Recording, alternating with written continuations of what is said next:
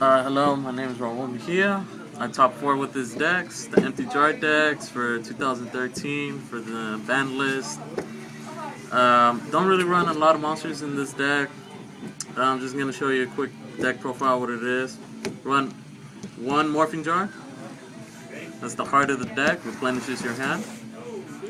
One Spirit Reaper, in case you don't get them. Stall. One Battle Fader, same thing.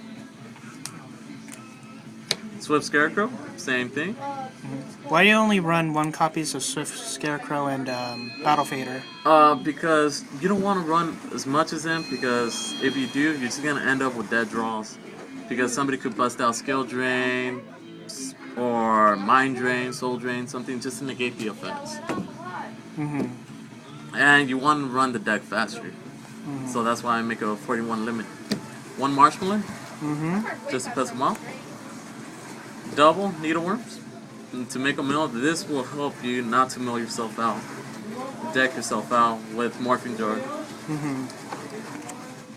Double Deep Divers. In case if you don't draw your Needleworm or your Morphing Jar, this will help you definitely to get one card back to one monster card to the top of your deck. Triple AD Changers for your Morphing Jars when you set them. And then just banish him in your graveyard, and boom, you get your cards. Flipped up, start going off. One Book of Moon, because that's your limit. So he's going into spells, alright. So one. Yeah, going into spells. What's also good about this card is when they try to Veiler you, you can still chain during your turn, or his turn if you have it set, and your effect will still go through. One Monster Reborn, basic. Staple. One Dark Hole, basic. Staple. Foolish Burial to get AD Changers quicker in the grave. Card Destruction, in case if you get a bad hand or something. Or you have triple ADs already in your hand. One Day of Peace, just to piss them off. Double Upstarts, so you could draw quicker. Double Swords, in case you don't get a draw. And they're super rare from the from the starter deck. From the new starter deck of Utopia. Double a Feather of a Phoenix. You discard one card and you get any card from your graveyard and add it to the top, so you know where you're gonna draw.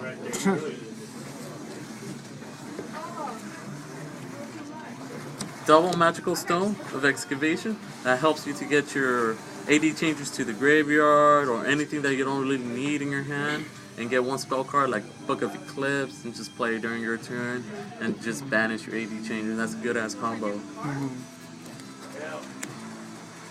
Double Shallow Graves, in case Morphing Jar is in the graveyard or something, or your Needleworm, just set them. Or if you want to go for XDs for your level 3s or something like that, which I don't do, but most people do. This helps you out. Helps out your opponent too, but it doesn't really matter because you're just going to deck them out. Double Pot, in case you want your Book of Eclipse or Book of Tigers real quick.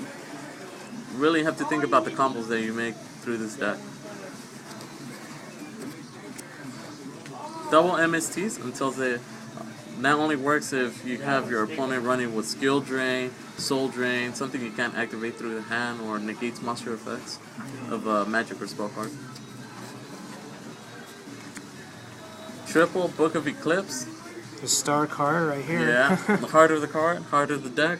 Basically what it does is puts all monsters on the field face down. And during your end phase, or whoever's end phase it is that you chain it to, they have to flip the same amount of cards. They have to flip it, not put it in attack mode. Just flip it. And they draw the same amount of cards that were face down. That usually helps you win. Triple Book of Tigers. What's so great about this card, if you do it to a Morphing Jar or a Needleworm, they can't Solemn Judgment it, because it's through a spell card. It's not you physically flipping the monster, it's not a flip summon, but you still get the flip effect. And in case if you get bad hands, triple Magical Mallet. Better than Reload, because you can pick the amount of cards that you want. And that's it. No traps, nothing like that.